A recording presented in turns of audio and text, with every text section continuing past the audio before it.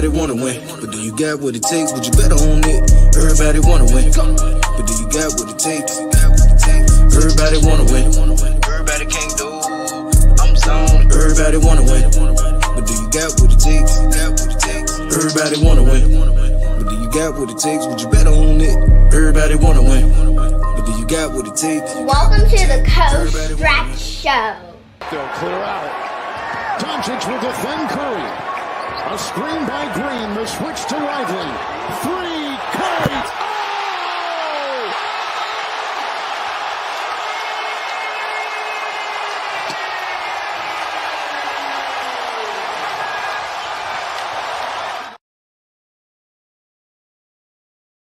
What up, what up? It's your man, Coach Stretch, and we are here for another excellent show. I want to thank everybody for tuning in on Facebook, Instagram, and YouTube. I told you I was going to get YouTube working.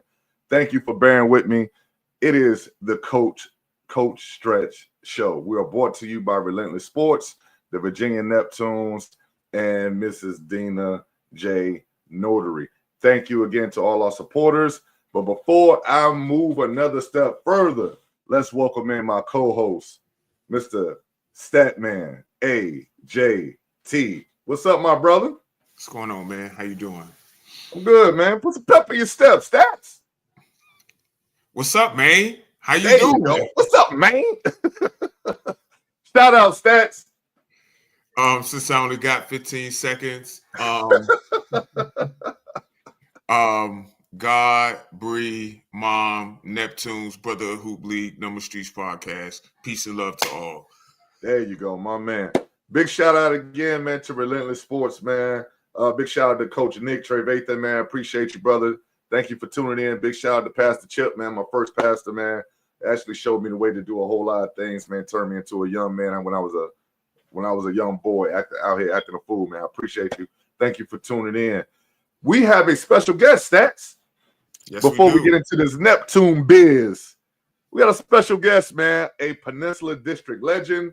He is now part of the Virginia Neptunes. Let's enjoy his highlights. Cam Baco for three. Cam Baco for three.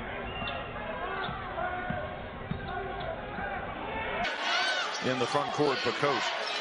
Wilson picks up the defense. A 10. Cam Baco. By that guy. Fulbright. Baco to the right. Nice. Oh my. At some point one's got to go in, and it just keeps not falling. 3 threes on one possession. Just simply cannot. Baco bounce pass to Gilmore.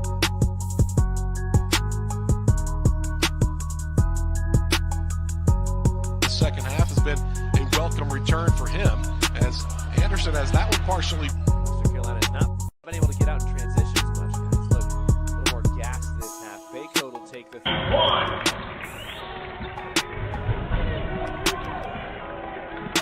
Pretty quickly down the lane. A little slope style. Still can. Baco. Go-to guy for the.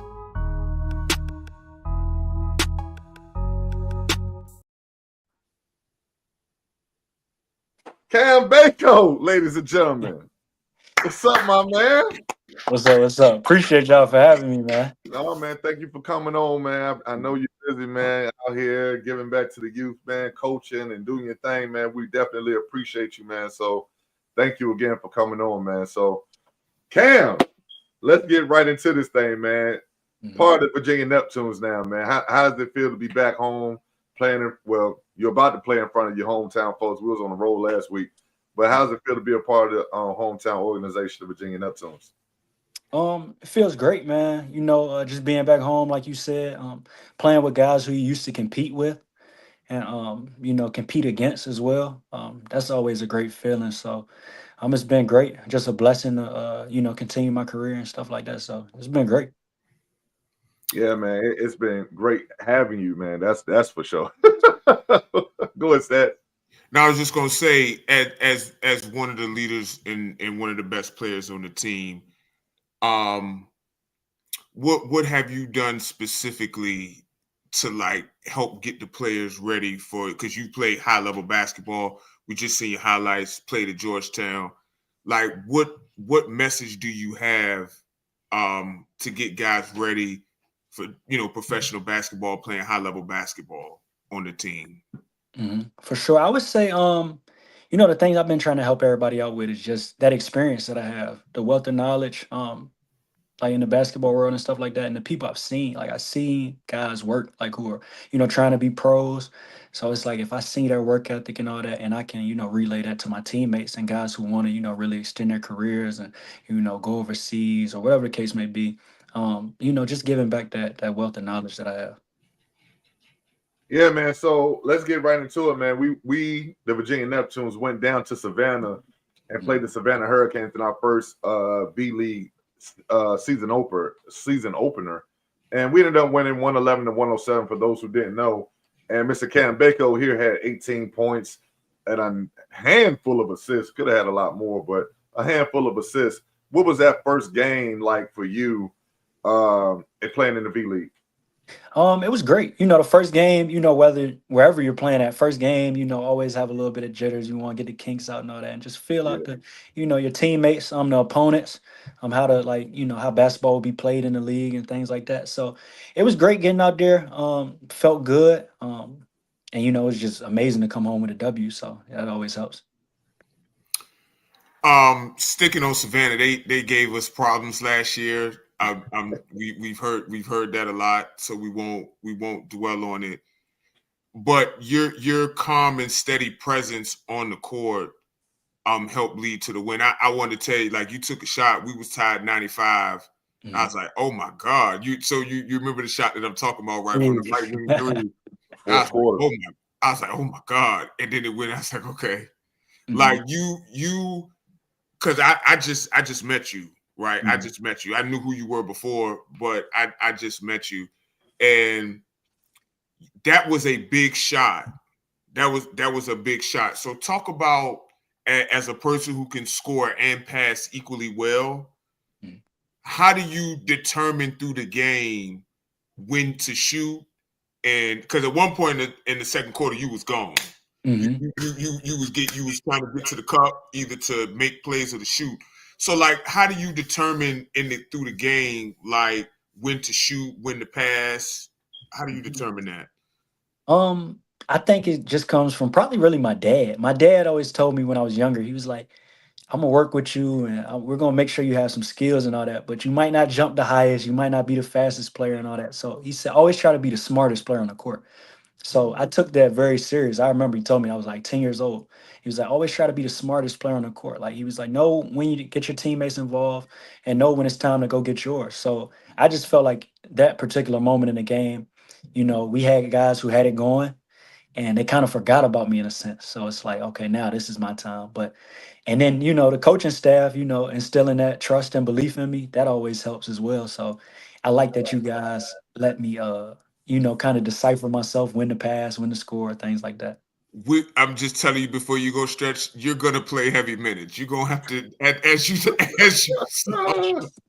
listen, as you saw. Look, we can say it now. The games. I mean, like we could see that at certain points of the game, you were, hey, don't even look over here. We're not bringing you out. Like we trust you to make decisions, and you made the right decisions. Like we trust you. But yes, we gonna play you. So yes. Yeah, man. Last year we had, lead guard issues. I'll just say that without throwing anybody under the bus. We had lead guard issues. So it feels good to have a lead guard that kind of sees the game the way I see the game. And you got to send in the correct sets. Sometimes you got into early pick and roll action, got down here, created advantages, 2-on-1s, and you were just making the right read. But talk about, in this V League, it's heavy guard oriented. Like, talk about the physicality of the guards that you've experienced so far. Yeah, for sure. Savannah was a real physical team, and they pressed a little bit, like to press up, played different ball screen coverages, kept switching it up sometimes. but they were definitely a physical team. And I mean, it's just grown men playing. And Sure. anytime you're able to play basketball and you want to always respect the game, I felt like those guys really respected the game. So, that comes with a sense of physicality and all that. And they were trying to win and we were trying to win. So, I mean, the guard play was definitely, I would say, definitely pretty good. And like you said, that physicality part, they were definitely physical for sure. Yeah, they were. They were that. Go ahead, Stats. No, I was just gonna say, the crowd in Savannah. You've obviously played in big crowds before. Now you're on the court, and as we just mentioned, you're going to be on the court a whole lot. And me and Stretch on the bench, we could hear the fans. Like, did that crowd stand out to you in any way? Yeah, for sure. I felt like they did a great job promoting the game. Because I would see a few things on Instagram before the game, and their fans definitely came out and showed support like any home crowd should. But when you're out there, you do hear the crowd, guys on the sideline, like sitting courtside, they're talking, trying to get you off your game. But, at the end of the day, I always just say you just got to lock in, kind of try to, tune that out as much as you can. But no, the fans were amazing, though, for sure. Yeah. So now we transition to our second game, our first home game, where we'll be playing at Peninsula Catholic. We'll be taking on the Philadelphia Pioneers. And early on, speak about the experience of, because you went to Peninsula Catholic, if I'm not mistaken, for a little bit. Yeah. Speak of the experience of going back to PC, now playing as a professional in the building that you started your basketball career at. Yeah, so it's crazy because when we walked in there for practice, I seen my old classroom. I was there in the 8th grade. So I Right. mean, it's crazy. A lot of memories there. Great school, great people I still keep in contact with to this day. And to just, come back home and be able to play there at my old school and things like that. That's gonna be huge because like I said, I remember exactly where my locker was. I remember where all my classes were. Wow. And I just remember all the people who really impacted my life at Peninsula Catholic. So that means a lot. Yeah. Any jitters playing, first time back home? I mean, being I honest, wouldn't a say lot any of people jitters. haven't seen you play since your senior year at Bethel. Oh yeah. No, I wouldn't say any jitters. I always I give myself the first game, you're always anxious. Like you Yeah. want it to go a certain way. You kind of always have a vision in your mind. I feel like if you don't, kind of put that vision in your mind before the game starts, then it really probably doesn't mean that much to you. So I always Right. kind of wanted to go a certain type of way. But now coming back home, I'm just excited because, like you said, a lot of people haven't been able to see me play. A lot of people would tell me, "Hey, watch the game on TV the other day," but we all know that's a little bit different. Right. So yeah, just play in front of some people who haven't seen me in a while is definitely exciting. Transitioning to the Philly Pioneers, what are your expectations going into this game? I've watched the film 2 times. I'm on my 3rd now. If people got players from Philly, they have a distinct style to their game, right? Yeah. And that shows on the court. Mhm. What's your mindset going into the game against Philly? My mindset is always I expect the team to, always give it their best, and come to play hard, play to win. Because I just love the competition aspect of basketball. So I want them to play hard, expect them to, bring that Philly style. Watching the film, I hope they guard the ball screens like how they were guarding them in the film. Because I won't gonna say it, but okay. Yeah, thank you, Sam. Thank you. So yeah, definitely when I watch film, I'm always looking for certain intricacies of film and of the game and things like that. So touching on the ball screens and if they mix their defense up a little bit like they did in the film possibly and things like that, and just seeing who's the guy who wants to take a big shot for them, who wants to or who feels like they're the guy. We know Right. that was their first game as well, so they might have some jitters, but like I said, just expect them to bring that toughness, that Philly style of basketball and compete. Yeah. Speaking of competition, we're gonna transition back into your PD playing days. We was telling Stats earlier that might have been one of the toughest eras of the Peninsula District in recent memory. Speak about just playing in this area in that same draft class, in that, that 4-year span, the competition level, what it was like. And, you won player of the year, if I'm not mistaken, as a freshman and a senior? Not just my senior year. That's your Just my senior senior year. year. Okay. Yep. But So, no, speak about that whole process for you. yeah, the competition was always great. Just being a young kid watching the PD, um, since I was about like 5, 6 years old, going to Right. games, I always knew like it was gonna be competitive. And then when it was my turn, stepping in as a freshman and things like that, it was always just competitive night in, night out. You had players who, were going to college, guys who I was looking at back then, like, yo, this guy's a chance to be a pro and things like that if they stay focused and work hard. Yeah. So just going against those guys, but like it's funny because we all played like rec league ball together or AAU ball together and things like that. And these are the same guys I was competing with, like specifically like Hampton High, like Jalen, Marquise, Stotty. Like we would Yeah. play a game, then they would be downstairs in my living room after the game. And it's like, so we were super cool off the court, but on the Right. court, it was like they were just trying to kill you. And like we were trying to, do the same thing. And like we were just always trying to get the best out of one another. And I think it only helped because like that competition level, like it's not like that a lot of places. And when you move on to the next level, like the college level, practice was competitive because we had that edge by playing against our Right. friends and all that. So it was definitely crazy for sure. Yeah. Yeah. I'm glad you said that. I'm really glad you said that, Cam. I'm gonna tell you why. Because there's always this silly narrative about you go easy when your friends play, when you're playing against your friends. I find that to be one of the silliest things. Whenever I see Stretch on the court, whenever you see me, we try to kill each other. And it's good, you mentioned J. Ray, you mentioned Mustadi, you mentioned Marquise, and y'all tried to go and y'all went at each other. And that's how it should be. You go at your friends harder. Yep. Yeah. Outside of those three, who else did you look forward to going against in those Peninsula District matchups? I would say outside of my senior year, like I always wanted to play like Jermaine Merrill, just because I knew his mindset. Like his mindset is, I'm gonna keep going, I'm gonna keep going, I'm gonna keep coming. I'm trying to just have a great game tonight. So like he was always fun to play against because it's like he's bringing his A game, so you gotta lock in that night. Devontae, Chris Orlina, those guys like they were always tough. Um, it was so many players. Like even when I was younger and like Hampton had like Ciante and things like that. Like so, and then Kickertan with Marcel. So it was a lot of guys like Brandon Tabb, guys like that.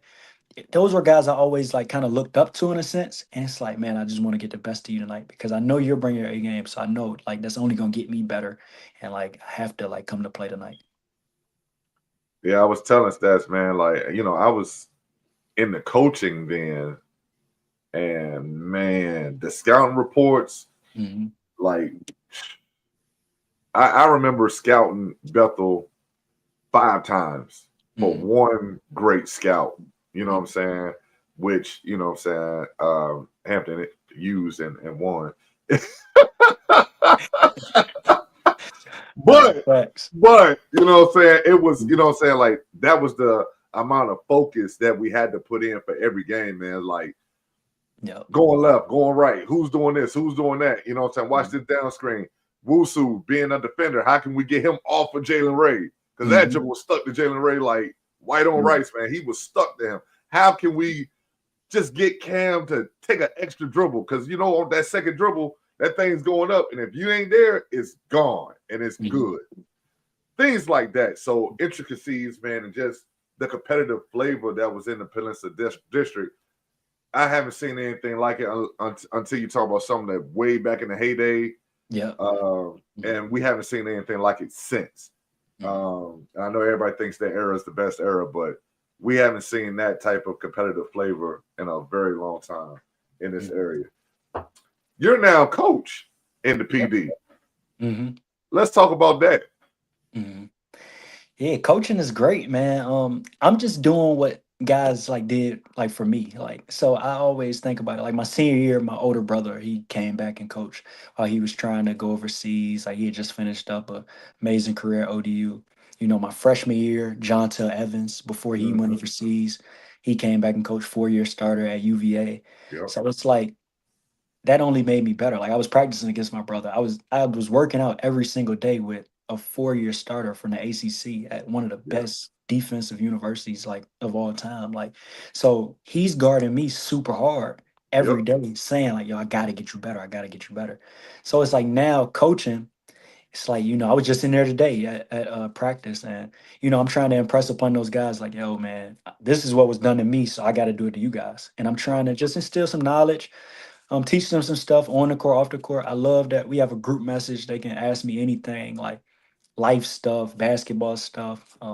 They always ask me for some gear and all that, but stuff like that. But I mean, it's been amazing coaching, man. Really like just giving back to the community because that's something that's big to me. My parents instilled that in me from a young age. Like whenever you're afforded certain opportunities, you always want to give back. It doesn't always have to be, um, from a monetary standpoint or anything, but it can be your time. So that's what I'm trying to do, get my time back. Coaching is very interesting. I'm glad you're giving back to your community. Do you have, now that you're into coaching, do you have any coaching influences, things that you look for in certain coaches, or things that you take from certain coaches that you can implement on the high school level? Yeah, for sure. I think back to, even my like early AAU coaches, like Coach Chamblee, like just, the discipline he instilled in me and things like that. So I take something from each coach. Most recently playing for Coach Cooley, like, that toughness aspect. So I try to instill that in them. Like, the tougher team usually will win the basketball game. And like he always said, like the tougher man will usually like win in life. Like, cause stuff is gonna happen, things are gonna happen. And if you can withstand that and be tough, you'll usually come out on top. My last coach, Coach Justin Gray, like at Western Carolina, I took from him like the freedom. You got to give players freedom, like, and it was a joy to play for him, like at Western Carolina. So watching those highlights, it kind of like made me laugh because I was just telling guys today, like, play with a sense of joy. You were playing basketball, like you just sat in school all day. Now you're in practice, like for these 2 hours, man, give it all you got and just have fun. Like it's a game. It's a kid's game at the end of the day, for real. Yeah. And then, other coaches that I've had, I take something from every coach, but definitely those two coaches for sure. Like that toughness aspect and then just freedom because like you said, like it's basketball. It's fun. That is true, man. That is true. And those are two pillars that you can rock with as long as you plan on doing coaching, man. Mm-hmm. Discipline, freedom, like you would be a great coach if you have those two pillars in your pocket, man, at all times, man. But this week we're gonna talk about a few things real fast, man. This week, for those who don't know, was high school tryouts in this area for public school anyway. Private school been going for a couple weeks. Public school kids got cut this week, unfortunately. Everybody can't make the team. We know this already. So we're going to talk about why kids get cut. And I term this segment, My Baby Got Cut. And I have 6 reasons. I got a top 5 and I got an honorable mention of why your baby got cut. Without pointing the finger at the coach, because, this is what parents and kids love to do. Mm-hmm. It's coach's fault. It's coach's fault. Coach don't like me. Coach do this. Coach do that. So we're going to talk about why your baby got cut. Honorable mention is information. Sometimes you don't even know when the tryouts are, who you trying out for, if you got a physical or not. Information, lack of information. And I also have up there AAU, who you playing AAU with. They're supposed to be getting you ready, especially if you're not on that top level where you're on a circuit. Everything under that is developmental. That's another thing people don't understand. Everything under that top level of where you're talking about the EYBLs and the Adidas 3SB and all that stuff, everything under that is developmental. Developmental is supposed to be getting you ready to play high school basketball. So you might want to evaluate your AAU team. And then on top of that, we already know network and politics. These are real things that happen. If you don't know how to navigate your network and the politics, your baby will get cut. You got anything to add on that, Stats? You're a big network guy. Am I? Am I? No, I mean I'm with you, and I think unfortunately, anytime that business is involved, then the more you get to business, the less you get to the essence of what AAU should be about, which is helping to develop these kids. And I don't think AAU is used for development enough. I don't. I agree with that. I personally don't. I'm not an AAU expert, but I'm a keen basketball mind, and I think a lot of times, they're just filling the rosters out to fill the rosters out, to have a team. I get it. You want to play basketball, but if the goal is to push these kids to a higher level, whether it's the first of all college, if it's not the NBA, overseas, you could be a pro over there and make a whole bunch of money. Yep. Right. I don't necessarily know if AAU is doing that anymore. Cam, you got anything to add on that? I know you had you played for a great AAU program. You played for Team Loaded that got you kind of, jump started and propelled out there. You got anything to add about that portion of why kids get cut? Yeah, I mean that politics thing is a real thing. I hate that it has to be a part of basketball and sports in general. Because Stats was saying, it takes away from the essence of the game and stuff like that. But politics is a real thing, and you got to have somebody that's vouching for you. Got to have somebody in your corner and things like that. Somebody who's talking for you. Somebody who, like champion you in a sense. And if you don't have that, it can be rough for you. So I understand why kids would get cut due to those reasons. Yeah. Number 5, personal issues. Oh, we don't like to talk about this. Oh, we don't like this one. Your grades suck. Your behavior sucks. And here's the key, parents. Sometimes coaches don't want to deal with you. This is a reality that we don't want to accept. Sometimes, parents, you're a little too much. And you throw all that in there together, your kid gonna get cut. Academics, I think it's what, 2.0 still? Yeah. Is it still 2.0? Come on, man. If you ain't got a 2.0, like, what we talking about? What we doing? You keep getting suspended from school, you find you're in SIPs, ISS. Do they still got SIPs? I don't know what's going on. Yeah, they still have that. But if you in there all the time, you gonna get cut. Mm-hmm. Now, Stats used to always stay in ISS. That was his. That's not even true at all. I actually was only in ISS one time. Yeah. No, I actually, you was in the class with me. We was in team. Never mind. I ain't even gonna get started, but we was in team sports class messing with Coach Lewis, dog. Dog, lie on me. Bro, we was all in ISS, man. It was like 5 of us in that joint, bro. That joint was crazy. Cam. But Cam. It was bad. Yeah, it was. Yeah. Don't even about to get me mad at Coach Lewis again, dog. But Cam, you got anything to add about personal issues? Kids with baggage. Yeah, I mean, parents, I would say it's always the parents, really. Like if you have any aspirations of your kid going to college or anything, they're not dealing with that. Like, just they don't have to. They don't have to deal with it. I mean, if you're that good, you'll know that you're that good. They'll overlook the grades, they'll overlook the bad behavior, but it's not a lot of people who are that good. And even the people who are that good, they'll make an example out of you. Like, sooner or later, because sooner or later it's gonna catch up. The talent is gonna even out, and if you have a bad attitude, like, it's just, ain't your grades aren't right. Like, how can we trust you on the court? Number 4, team needs. I don't need no more guards. I got a 3-year starter. Mm-hmm. His backup is a 2-year guy. Even these kids been playing varsity for 4 years. I'm not adding any more guards. And you don't have enough talent to make me consider cutting one of them. Number 4, team needs. I know what this entire area need is big men. It's So big. unless you walking around 6'7", 6'8", you a guard, baby. They're bigs on this side though. We know. They're bigs in Chesapeake and Virginia Beach. We know.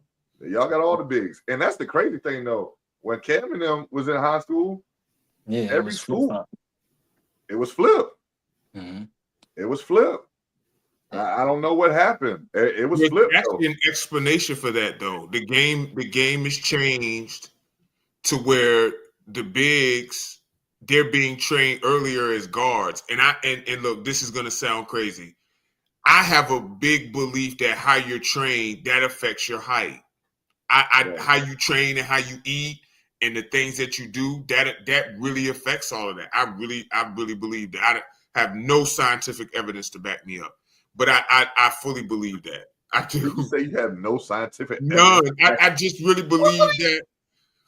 I believe that the guys back wait, then. Wait, Stats. Wait. You just said the way you train and what you eat can make you taller with no scientific evidence.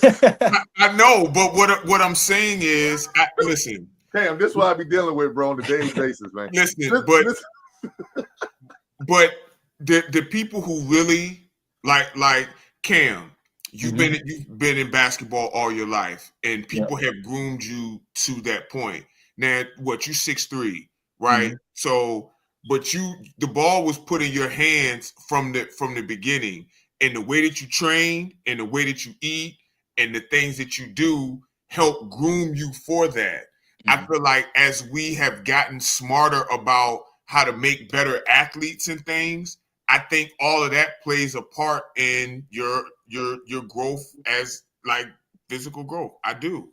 I really do. Maybe it doesn't make sense to y'all or the people watching, but that's a reach. But I feel what you're saying, though. I feel what you're saying, but that's like you can't just say, okay, I want to train to be a big, and that's going to automatically make them taller. No, but I do think the things that you put in your body that so eating Brussels sprouts would make me taller. Well, Brussels sprouts are gross. Like eat some broccoli or some asparagus or something. My point that I'm making is look, Terry talking about he think I'm making a Winter Soldier. No, but what I'm saying is I think all of that plays a part into it, like what you eat. Like there's like whole stuff. I'm not a big conspiracy theory person, but like there's stuff on this, man. Just never mind. Okay, all right. We'll come back to that. We'll come back to that. Cam, you got anything to add? I'm gonna try to move. Yeah, I mean, I think when it comes to team needs, I mean, if you look at the best teams, at any level, there are people who fill out a role. Like, so you have to be able to find your niche, find your role. Like you said, we might not need a guard. Like, we just might not need a guard here. Like, another school might. And, I love the autonomy that people have with the, their freedom to, go different places. Like everybody can transfer portal. Like say it's a high school transfer portal now. So if you want to leave, you can leave. Another school might need a guard, but our school might not. And parents have to accept that. The kid has to accept that. So, I mean. Number 3. Oh my goodness. Work ethic. No commitment to the program. I ain't seen you all spring. I ain't seen you all summer. I ain't seen you. And then you got the nerve to show up in November for trials. Laziness. No commitment to the program. This is a big one right here, man. This is a big one. Because we think basketball, especially in this area, I see it too often, man, where kids just don't show up to workouts no more. Like they just don't show up. And again, they think they can show up in November and just go out there and make the team. It don't work like that. It just don't work like that. And I mean, I miss the days back in the day, man, where we had workouts, man, like 2-3 times a week. Some teams going 4 times a week. And it was hard work in the spring and summer, man. It was hard. And those are the days that make, even if you're on the borderline of getting cut or you're on that border, those are the days that I look and I keep in reserve. Like, man, that kid was with me all summer, man. I'll find a spot for him. He was with me all summer. He might not be as good as this other kid, man, that I'm seeing for the first time. But that guy was with me all summer. And that stuff counts for something, man. Mhm. So commitment. Got to have commitment to the program. Or at least commitment to the sport. At least. Stats, got anything to add on that? I actually seen a Division 2 or 3 coach and a high school coach, and they said I would take, like you just said, I would take the less talented guy who's been in my program because I know what I'm going to get versus the more talented guy who hasn't been there. Yeah. Because it shows commitment. It shows that you're here to get better. You're here to learn. You're here to grow. And I think it does say it's something to that stretch, Cam, being in the program and learning the intricacies of what they're doing in basketball in general. I do think there's something to that. Absolutely. Yeah. Cam, got anything to add on that one? Yeah, it's funny how I just touched on, like, they had a freedom to leave and all that, and go wherever they want. But, coaches do account for that. Like, who's been in my program? Like, nobody has a, like, let's stick it out mindset anymore. You Right. have to be there. You have to show up. You have to put in work. Like, the beauty, like, that I had this year, like, being at Georgetown, like, not only did I see how my teammates work, like, high major players, but, like, every NBA team will practice at Georgetown. And like, Right. you get to see how hard these guys work. And it's like, so it's no surprise when, a specific player is doing a move in a game and somebody's probably like, man, that's a crazy shot. No, this guy is crazy because he shot 500 of them last night in front of my face. And it's like, oh, Right. that's why you're shooting like that. Like, Yeah. so it's no surprise when, like, you can tell who puts in the work, and then guys don't understand that spring, summer is when you have to put in the work. So, I mean, AAU is great, play AAU, but that's the time when you're developing your game, when you got to work, because the winter is going to reward you for what you did in the spring and the summer. You can't just Correct. start working out tonight and then think on December 3rd that you're going to have a good game. No. No, don't work like that. Mm-mm. Don't work like that at all. Number 2. This the one we don't want to accept. Physical attributes. Mm-hmm. Your mama 5'2". Your daddy 5'1". What we doing? What we doing? You're too small. You're out of shape. You ain't ran all summer. You're non-athletic. You can't jump up. Well, Stats is non-athletic. He can't jump that high. Stats, have you ever dunked? Yes. Nah, shit. Yeah. Yes. But hey, look, there is a DNA factor. Mm-hmm. There is a DNA factor. And sometimes kids can overcome that. But listen, sometimes you're more suited, your body is more suited to play another sport. Mm-hmm. And everybody wants to chase that basketball dream. But sometimes your body is suited to do something else. And that's okay. And that is okay. Stats was made more so to be a middle linebacker, but he chose basketball.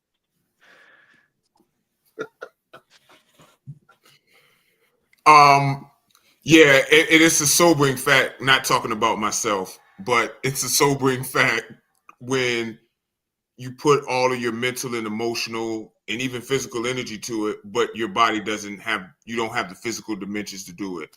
Basketball is a sport where you can have a super high skill level, right? And that'll get you far, but you have to have certain physical abilities to be able to do it, whether you have speed, quickness, acceleration, deceleration, verticality, being able to jump, lateral quickness, those kind of things, hand-eye coordination, and there's many others.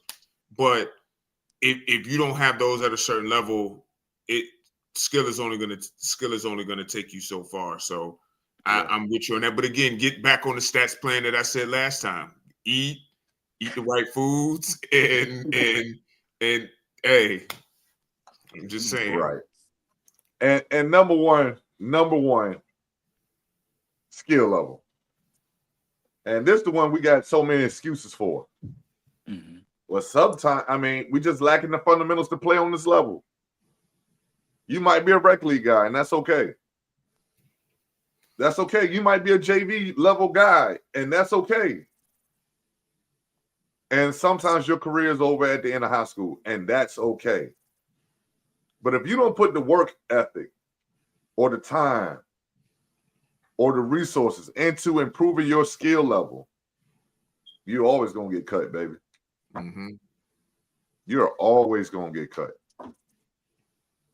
So, Cam, you got anything to add on number one, skill level? Yeah, for sure. I would say, it goes back into work ethic. Like, what are you doing every day? You got to be an everyday guy. Got to do something every day. The thing I liked about my mom, like, she never played basketball, but she would make the game so simple. She would say, "Did you do something to get better today?" Like, and it's like, oh, dang, did I? And like I said, tapping on what my dad said, he was like, "You're not gonna be the most athletic guy. Like, I already know this before you even, fill out your body and all that." He was just like, "It's just not gonna happen." Like, so you have to work on your skills. You have to be smart and things like that. So it's like, if you're not gonna be the most athletic, man, you gotta have the skills. Like, and I don't think people realize, like, these people who we watch on TV night in and night out, like, they're either like an athletic freak whose body is crazy, or their skills are just that sharp that it's like, that's what got them here. Yeah. So, mhm. Stash, you got anything to add on number one before we get Cam up out of here? Just real quick. I'm teaching the wrong skills. I think a big problem. First of all, skill is a nebulous term that people use to define it any way they want, and I think that's the problem. Skills are things that should be able to be measured on the basketball court. Okay. In addition to that, if the goal is to make it to a higher level, teach the skills that'll help your game easily translatable to the next level. I don't want to get on a rant about that, Stretch. You know how I feel about the word skills. I hate how it's used, and it really bothers me. So I ain't going to get on that. Teach the right skills that are more translatable to the next level. And I think that you'll have a heads up when you do that. You're already a leg up, when you do it that way. Yeah. I agree 1,000%, man, with both you guys, man. Cam, any final thoughts, man, before we get out of here? Nah, man, just appreciate you guys for having me. And really like what you guys are doing. So, appreciate you, boss. Big fan. Thank you. Mm-hmm. Hey, we just got a comment that says skill is why the Europeans have passed us. Y'all trying to trigger me tonight. Y'all really trying to trigger me. Hey, I agree though. I agree. But we'll have that discussion. We'll have that discussion. But yeah, Cam, man, I appreciate you, man, for coming on, man.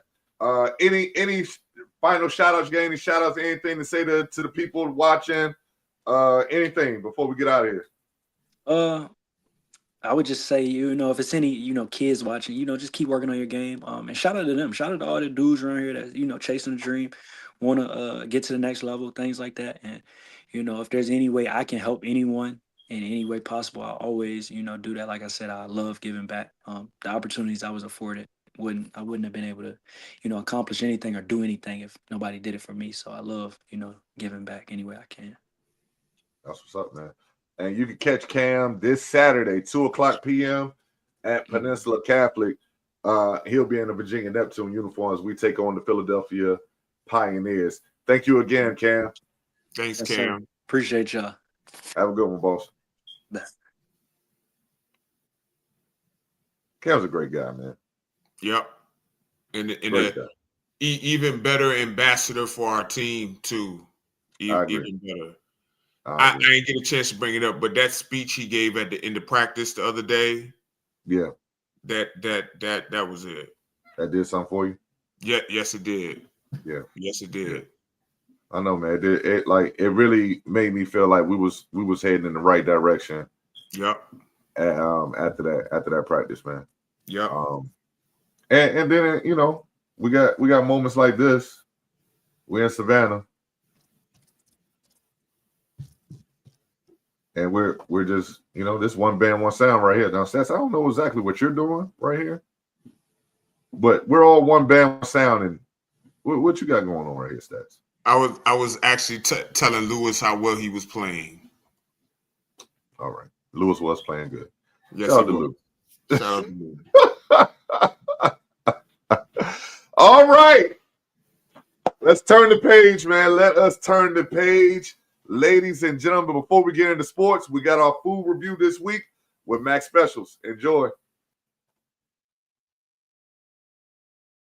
Yo, what it do?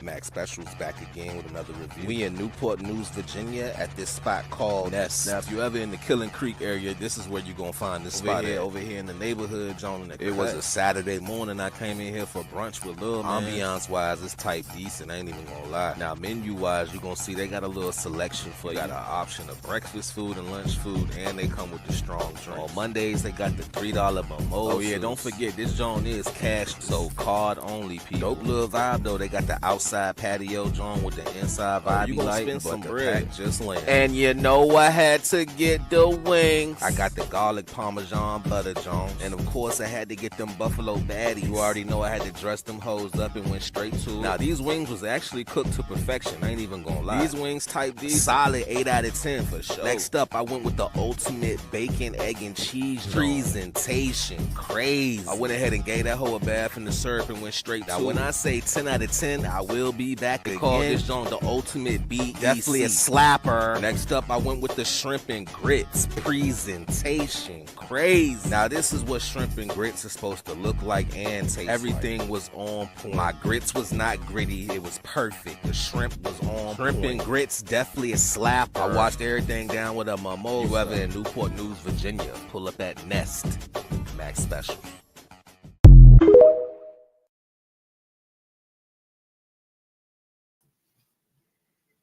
You ever been in Nest, Stats? No. It's actually pretty good, though. It's one of my spots. I'm sure. But the food does look good, though. It does, man. Now, go get a mimosa. After we get this dub, Sunday brunch, Neptune brunch at Nest. Mimosas. You know I don't drink. But I might this weekend.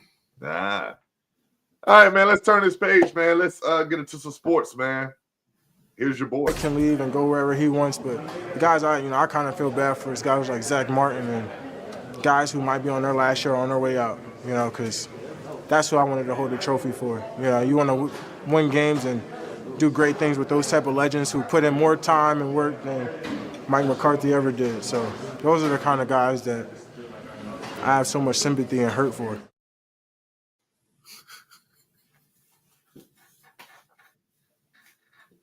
Stats. Stats. Bro, what? Yeah, first of all, shout out to Zach Martin. Zach Martin is a legend. Bro, what? Yeah, I think he's retiring. But you can't say that, man. You can't say that. You can't. You got to see me, bro. Yeah, you can't say that. You got to see me, bro. Hey, where Coach Barnes at? Coach Barnes, I know you ain't get off the joint. You was just watching, and I saw you was just commenting when Cam was up here. Don't you go nowhere. Because you Cowboy fan, where my bro at? You Cowboy fans, come on front and center. Come on front and center. What is this? What is this? You got players disrespecting coaches? Coaches disrespecting players?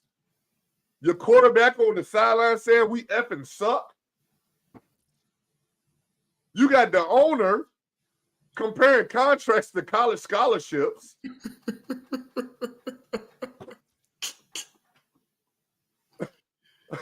On the sunniest day in Dallas, this show got the top open. Right. Cost you a point, cost you a touchdown. Your receiver can't catch the football because the sun is in his eyes. What are we doing? Cowboys are a clown show right now. But Micah Parsons, you can't say that, man. Even if you feel like that's true, you can't say that, bro. Like you can't say that because all week though, people were talking about how it's a lack of respect now because of the podcast era of basically our sports stars or whatever because they have so much power from their own podcast and stuff that they have no respect for coaching anymore. What do you think about that? No, I don't think it's that. Honestly, Stretch, if you really think about it, it's endemic to this era in general of how and again, I'm certainly not a get off my lawn back in the day guy. So when I say this, I'm just comparing.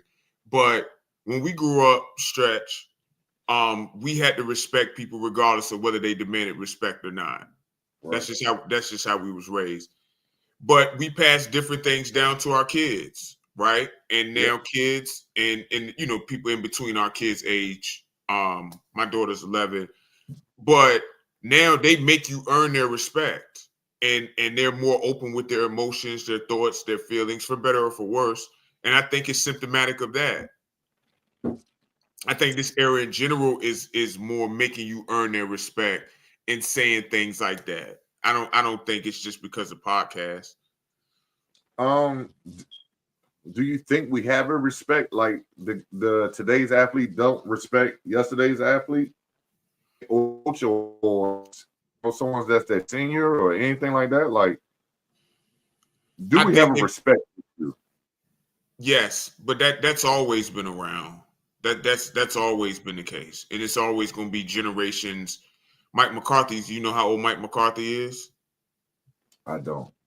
But we'll say for apparently the sake he's been coaching since like the early 90s, maybe late 80s.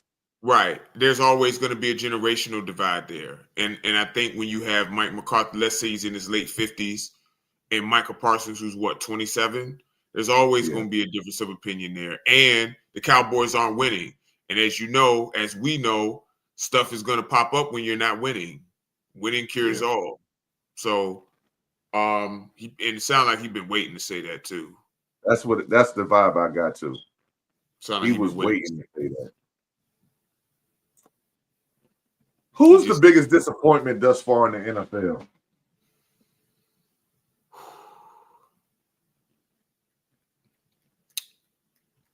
Is it the Cowboys? I see my problem with this question, because people say the Cowboys, people always expect them to be something that they haven't shown that they can be.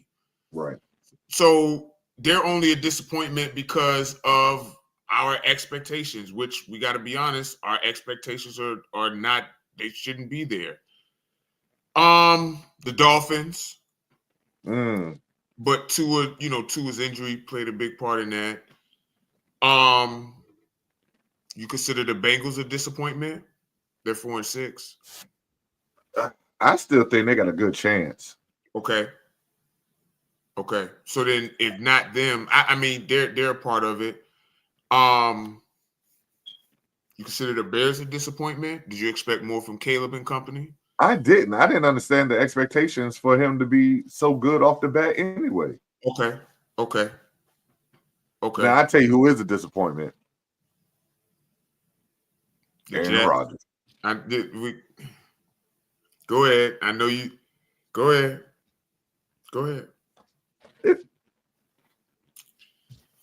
He said the Super Bowl trophy looked lonely. I mean, what else is he supposed to say? I don't know, but you got to play better than that. Yeah, I agree. When you say things like that, you got to play better than what you're doing. I agree. He's been stinging it up all year. All year. You getting people fired. You getting people to quit their job and join you. And this is the thing. This is the return on investment. Nah, bro. Aaron Rodgers, biggest disappointment.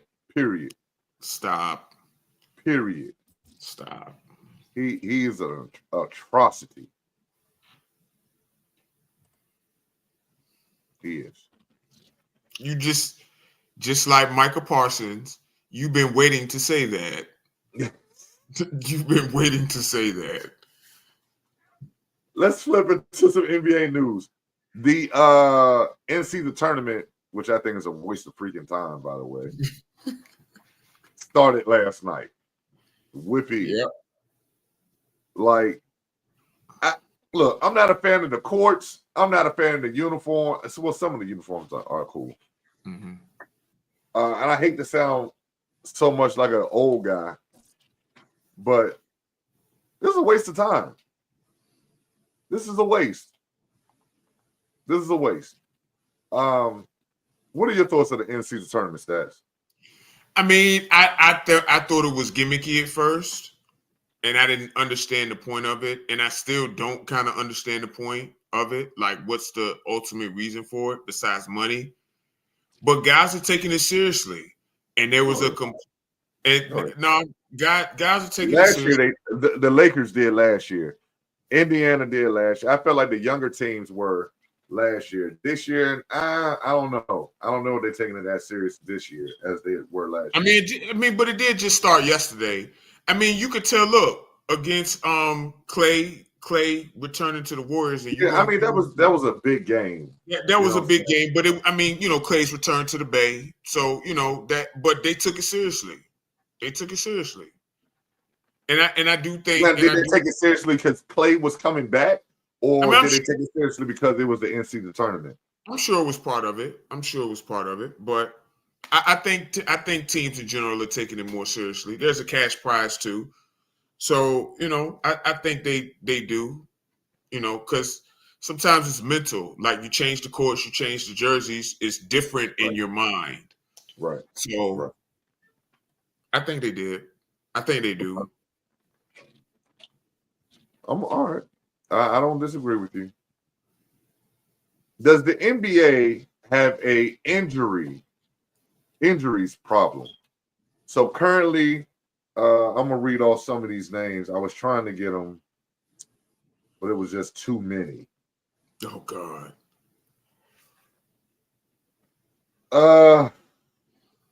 Man, there's so many guys. Atlanta. Trae Young is day to day.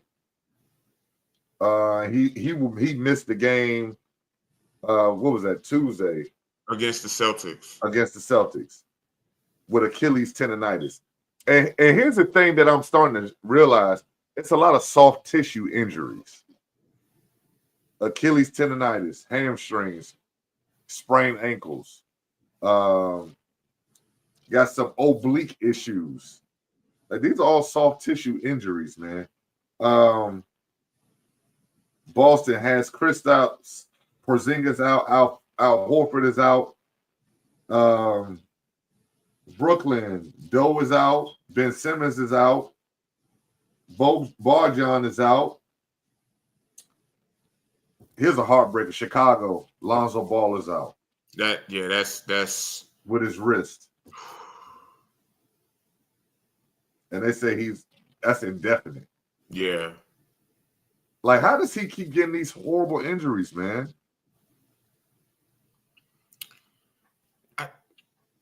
I just wonder if his body is equipped to handle it. And it's sad, man. I love his game, man. I've always loved this game coming out of UCLA. It's really sad, bro. Because I think that's the type of player in the right situation. That's a guy that helps you win championships. He's a difference maker. He's a championship player. Yes, he is. Always have said it. Cleveland is missing Max Strus, who will be out at least 6 more weeks. Yep. With an ankle sprain. I don't know. What kind of ankle sprain is this that put you up for six more weeks? What kind of ankle sprain is this? PJ Washington is out.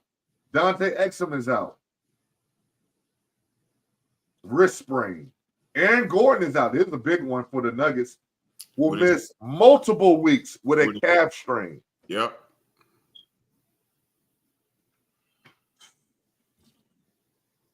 Asar Thompson did just come back. He just got cleared. But Tim Hardaway is out with a concussion, a head laceration. Jaden Ivey, who had a hot start, he's out now with a sprained toe.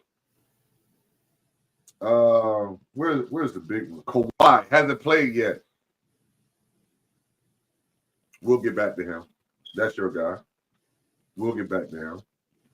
Christian Wood, Jared Vanderbilt, they're both out. Haven't played all year. Still rehabbing from surgery. Christian Wood just suffered a setback. He's being reevaluated in 4 weeks. Yeah. I'm not laughing at Christian Wood's injury, but I'm laughing at your reaction to that because I knew you didn't know that. Marcus Smart is out.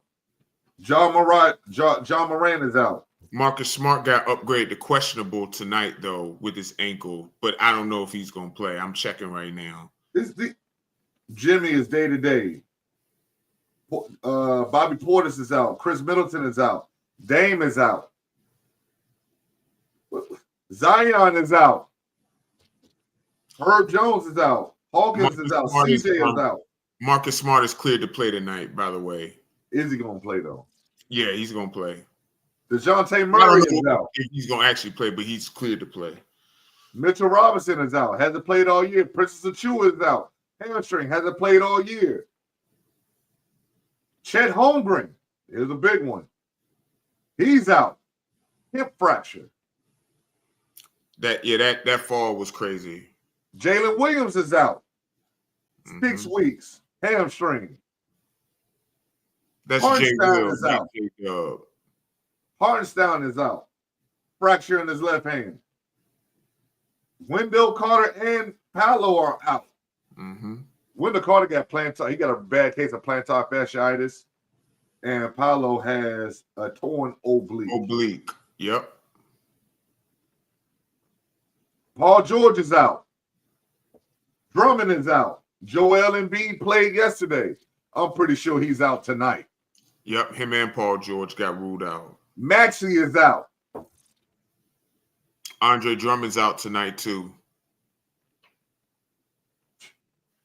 Kevin Durant is out. Calf strain.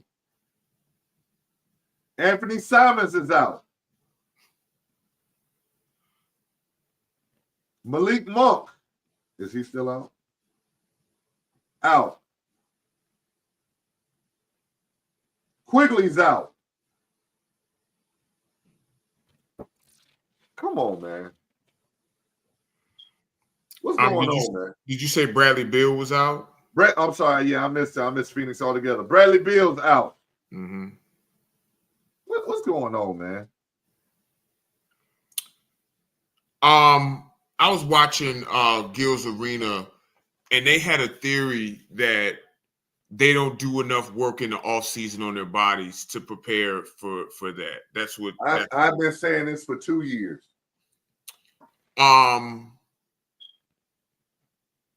Yeah, that's what they said. They don't do enough work on their bodies. There could be something to that, but as I've been saying for years now, we've reached a point in the NBA where these players have gotten so athletic and so strong and so fast, their bodies. What you say? What? I don't want to hear it. What you about to say? It's way too much force and torque generated, bro, and the game has gotten so fast, and again, it's so much more movement, and you're chasing around much better athletes. That's going to lead to those type of injuries. All the explosion and the different sudden movements and changes that you have to make every single night, and I believe that's what's causing all these injuries. I do. Okay. I do. And few people agree with me, which means I know that I feel confident when not a lot of people agree with me that I'm right. You feel what I'm saying? Because think about it, Stretch. When we grew up playing, bro, it was just a post-up game. It's not a lot of movement there. You banging, but that's in your back, the physicality that your back is built to absorb that. Not saying you can't get hurt, but it wasn't a lot of off-ball movement. And we weren't chasing around great athletes, bro. It's different today. It's much different today. It is different. It is different. So what are you saying? They need to downsize games? I think 82 games is too many. Well, give me that money back then.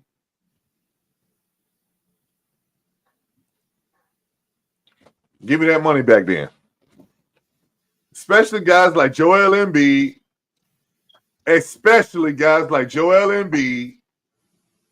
Give me that money back then. Let me get that bread back. And I'm glad you brought that up, Stats. I'm so glad you brought that up because it's refund time. Here's a new segment on the Coach Stretch Show. It's called Refund Time. Let me get that money back. Here go top 3. Aaron Judge. You forget how to play baseball in the fall. Aaron Rodgers. We just talked about him. And Joel Embiid. Making $51 million a year. This year. Played 1 game. Let me get that money back. It's refund time. Time to collect. What? Aaron Judge just didn't play well, man. How you gonna ask money for that back? Let me get that back, bro. Aaron Rodgers just isn't playing well. Like, let me get that money back. I'm sick of these jokers, man. But why though? What did they do? Because you're not living up to your end of the bargain. So what do you want Joel Embiid to do in this case? Play. I want him to play basketball. You get paid to play basketball. Play basketball, bro. But he's injured. No, he's not. Go look at the injury report. I know what it's. I know, and it said in left knee injury management. Thank you. Right. It's load management. Thank you. That's the actual definition of load management, not what the media co-opted it to be. It's when you can play, but you have a lingering injury that's going to get worse the more you play. That's what load management is. Yes. Play basketball. That's what he get paid to do. Play basketball. I just don't understand this mindset that we lament about guys playing through injuries and shortening their careers. We did it with Grant Hill. We did it with Kobe Bryant. Now, Kobe Bryant obviously had a long, legendary career, right? So less about him. But Grant Hill, Derrick Rose, Brandon Roy, Greg Oden, and many others who had career-shortening injuries. And Grant Hill came back and played at a role player level late in his career too. But the point is that we lament about these guys playing through injuries and then it alters their careers. But now guys are being, taking their career into their hands more, and now we want them to play. See, here's the thing. Here's why I disagree with you, Stats. Because, again, I love the game of basketball. I know you love the game of basketball. And we just had this conversation last week. Sir, I watched you in our Brotherhood Hoop League. Yeah, don't ice your knees for 4 days in a row to play in a playoff game this past summer. Yes or no? Can you tell the people that's watching, did you do that? Yes or no? Yes, that's not the same thing. Okay, no. I'm not finished. It was a playoff game. Okay? Titan Stakes. Stats, can you tell the people that's watching at home, how much did you get paid for that game? None. And why did you play, Stats? I was trying to help my team win. Okay, thank you. That's it. Because you love the game and you're trying to help your team win. That's it. That's all I'm asking these guys to do. Love the game and help their team win. And you get paid millions to do it. There's the incentive. Tape it up and let's go. That's not the same thing, Stretch, and you know it. That's disingenuous. You know that. You know that. Seth, have you played basketball with an injury? Yes or no? I played the whole season injured. And yet did you miss any games, Stats? No, I didn't. Oh, okay. All right. I didn't. Okay, cool. All right. But again, that's not the same thing. And you know that's not the same thing. Why is it not the same thing? I don't understand. That's not the same thing. Why is it not the same thing? I have a regular, well, not just a job. I have regular jobs, right? Regular job. A regular job that you didn't give a damn about for the Brotherhood Hoop League. No, wasn't that. But I also knew that I wasn't, unless something catastrophic happened, which is always possible on a basketball court. But I was confident that with my play style, I wasn't going to do anything crazy. I can't jump over a phone book. So it wasn't like I was exerting a lot of force or a lot of torque. Let's take it even a few months before, Stats. You told the people, and I believe this is on the Number Street podcast episode, that you were playing pickup basketball in a gym and your ankle was perpendicular to the floor. And for those who are at home who don't know what perpendicular means, that means his ankle was on the floor like this. Perpendicular to the floor. You said you thought you broke your ankle. Yes, but it ended up being badly. And what did you do, Stats? What did you do? Did you go to the hospital, Stats? No. Eventually, afterwards. Afterwards, what did you do, Stats? You got up, tightened your shoes up, and played the rest of the game.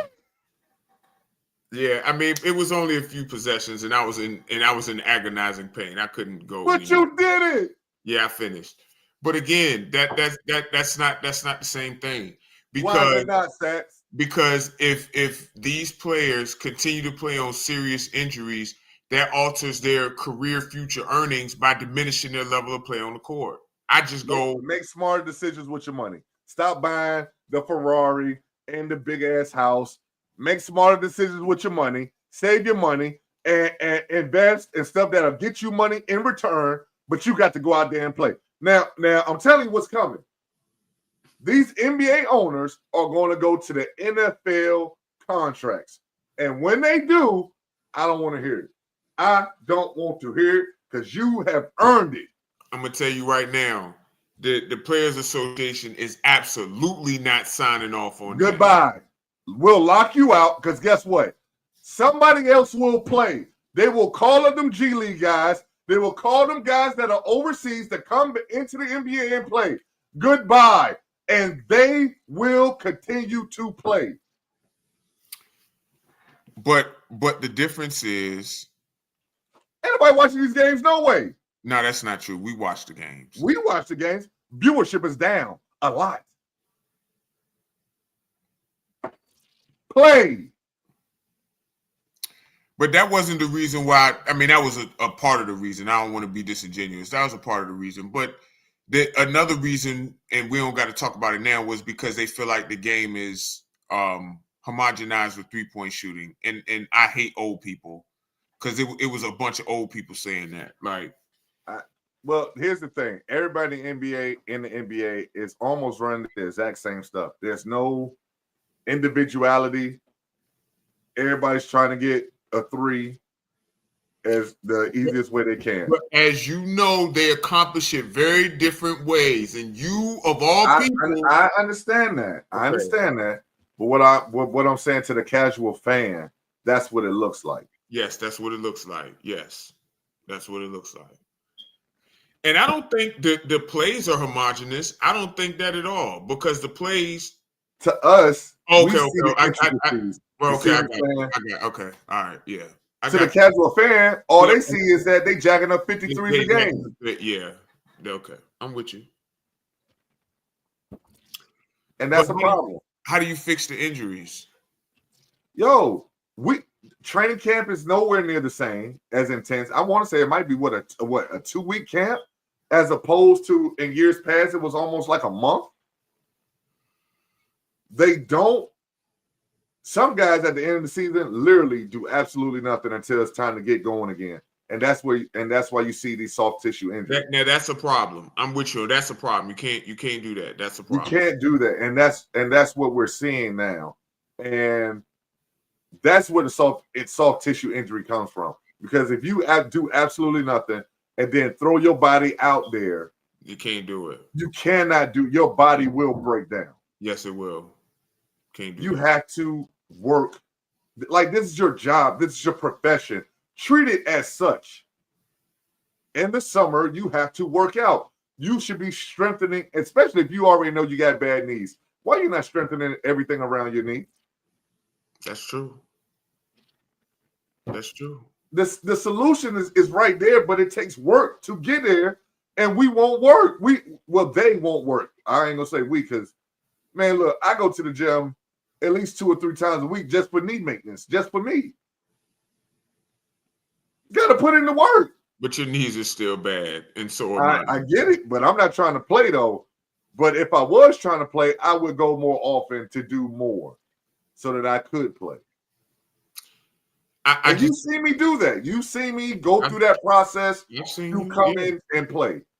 Stretch, I just think, and I posted on Facebook with my knees in my story with the big ass thing of ice on my knees. So yes, Stretch, I just think we reached a point, man, where the players are too fast for the game. I think that's an easy excuse and a cop out. And if you lower the games, give me that money back. I mean, yeah, that would be inevitable. But that's why it would never happen.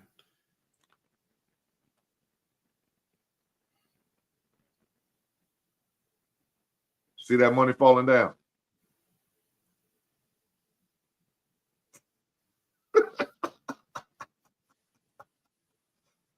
Oh, stats! I know, man. I do want to shout out to the guys who, to the players who are, because I'm not knocking anybody, but the players who, hopefully, nobody else gets seriously injured. Yeah. And and shout out to the players that are playing through the injuries that they can play through, like that. Yeah. That's, and not just for me and you, Stretch, because we're gonna watch the games anyway, but. I think it's big, especially when the stars, because for the casual people, that means a lot to see the LeBrons and what other stars have not missed a game. Or I think Steph's missed Curry missed one, I believe. I think he missed one. AD's only missed one. Yeah. Those guys are suiting up, man. They playing. Booker hasn't missed any. Oh, okay. Yeah, Book hasn't missed any. So I don't think I think Spider has played all games. Spider Mitchell has played all the games. I don't think Ant's missed one. Tatum's played all the games. You gotta play, man. You gotta play. And that's what I think is missing, man. That love, that love for the game, man. Somebody on one of them podcasts said that a lot of the guys don't love the game like they used to. You know what I'm saying? Like, a lot of players in the NBA don't love the game like that no more. That's the problem that I have, though.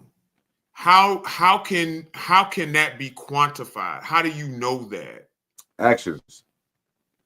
Love is an action word. Agreed. But how people show their love is everybody shows their love differently. Well, you don't show nobody that you love them by doing absolutely nothing, Stats. Well, that's true. But how do we know that I agree with that. But how do we know that they're doing absolutely nothing? We don't know that. We don't know that. But it appears to be that way. Unfortunately. Do you think Kawhi doesn't love the game? I don't know. I think Kawhi loves the game. I think he loves playing the game of basketball. I don't know if he loves everything that encompasses the game of basketball anymore. Okay, fair. But there's no way you can be as good as Kawhi Leonard is at basketball and not love it. Right. I agree. Before we get out of here, man, we definitely got to make sure that we give a couple tips for the folks for this weekend. There is a great event going on this weekend on the 16th. And I'll post this in a few moments on my social media platforms. Men Cooking for a Cause. If you would like to sponsor a gentleman for cooking this Saturday, it goes to feeding the homeless, the Minchville House, which is the only homeless shelter on the peninsula. It will be held at the event center in Hampton, and like I said, it's November 16th. What time is that? I want to say that's 8 a.m. But yeah, I'll be posting this, and if you are interested in sponsoring anybody or you want to get in it yourself, I will also be posting this QR code. I don't know why it does that, but I'll also be posting the QR code, and when you click on the QR code or access the QR code. It'll take you to the website, and the discount code is Coach. I'm trying to help the homeless. Can you cook, Stretch? I can dabble. I'm a dabbler. No, I'm a dabbler. I make a nice spaghetti. Tacos are really good. You know, I'm good with pancakes, stuff like that.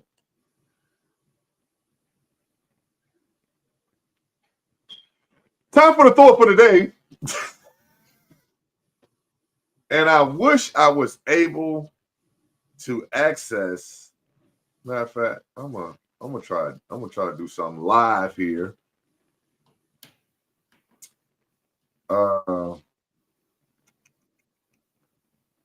Let's see if I can make it happen.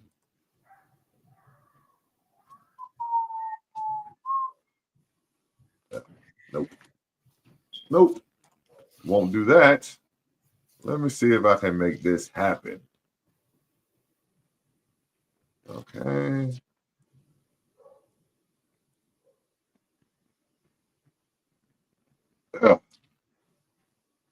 Yeah, I ain't got time. But anyway, thought for the day. For those who don't know, LeBron James has a new liquor. It's a Hennessy.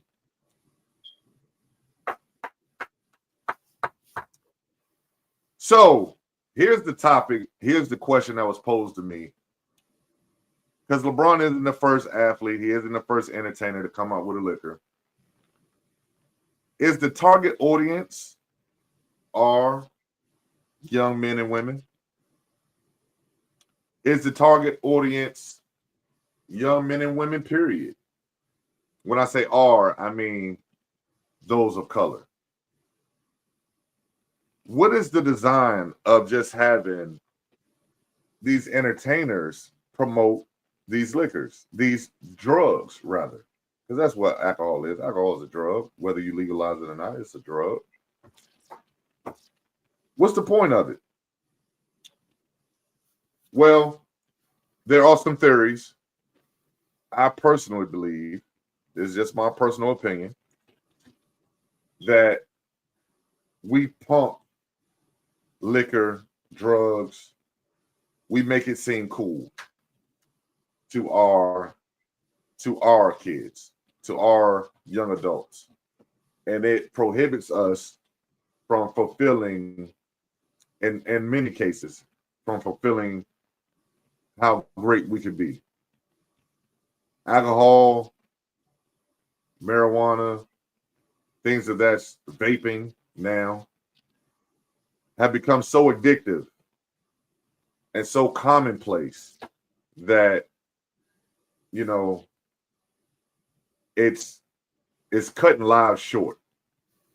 And I'm not saying this to make LeBron seem like a bad guy, because I think what LeBron does for his brand, for him and his family, you know, he does what's best for him and his brand, his family.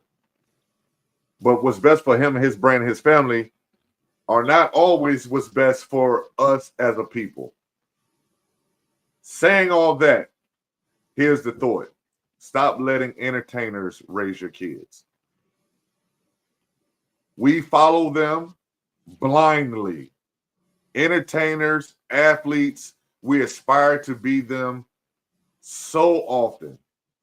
And I know I'm just picking on LeBron James right now, but I remember very vividly when Jay-Z came out with Douce. And I would go get me a bottle of Douce in my younger years. And I felt like if Jay-Z's doing it and Jay-Z's on the top of the rap game and I'm trying to be on top of whatever I'm doing, I need to be drinking Douce too. It's a power move to drink Douce. Stash, you ever had some Douce? Probably not. No. That bottle didn't reach my section of downtown Newport News. But needless to say, I was blindly following an entertainer. So that's my thought for the day. Stop letting entertainers and athletes raise your kids, man. Stop doing that. We have to be better at home for our kids. We have to be better role models. What up, Kurt? We got to be better examples. And it starts at home. And whether we want to believe it or not, it starts with us, the father, the man that's in the house or not in the house. We have to be a better example for our children. And we have to show them the way to success. And we have to show them where to go and where not to go. And that's my thought for today. Stats, you got anything to add? No, I don't. That was very profound, though. The good book says, teach them the way.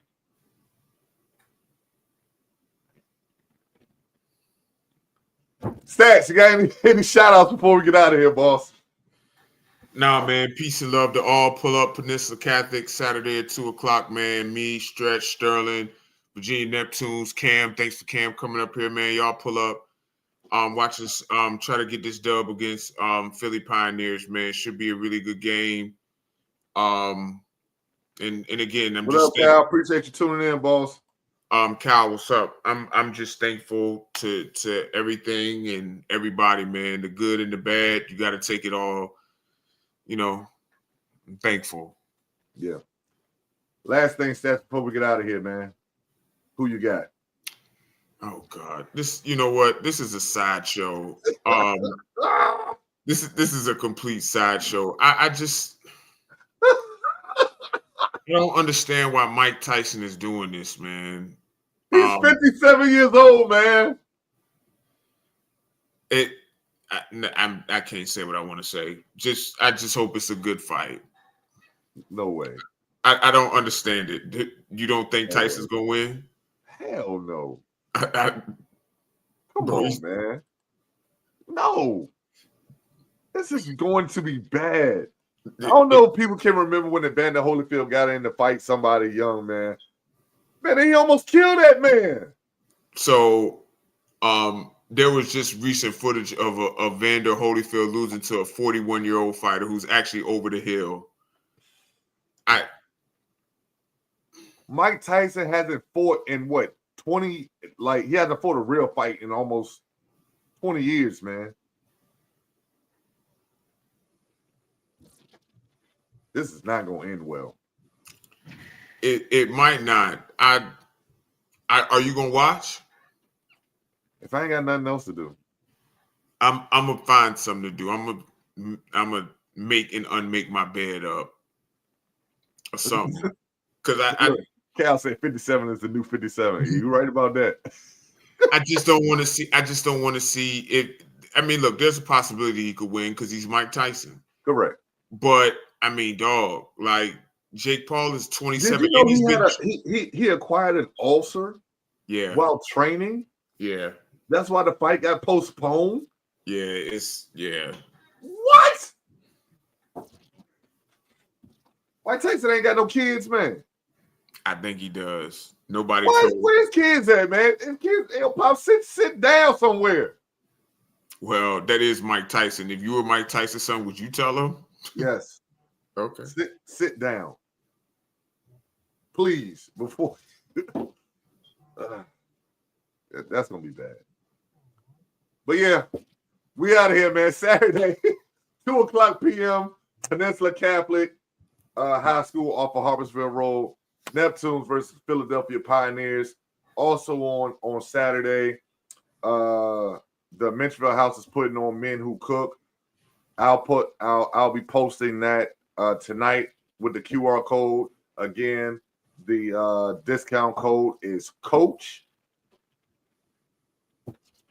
So listen, peace, love to everybody, man. Big shout out again to Cam Baker. Thank you again, Stats, for coming on. Next week, got a new segment on top of Let Me Get That Bread Back. We'll have Jess West in the building, and she will be reviewing new places in Hampton Roads. So don't miss that. Next week, see you guys 8:00 Wednesday, live, Facebook and YouTube. This is Coach Stretch. That's Statman AJT. Be relentless in all that you do. We out of here. Peace. You can shake up the scene, you ain't getting streams. I make it look good, yeah, I make it look easy. I let it be, I'm a better me. I don't really care, been like this for years. Cause I don't really, nah, never did, never will. Ever let you get inside the whip, catch us hitting sideways, sliding around with a drip for that mango. Tangos couldn't get a pick, I be quick, I be slick when I push for 'em with. I be zoning with my shit.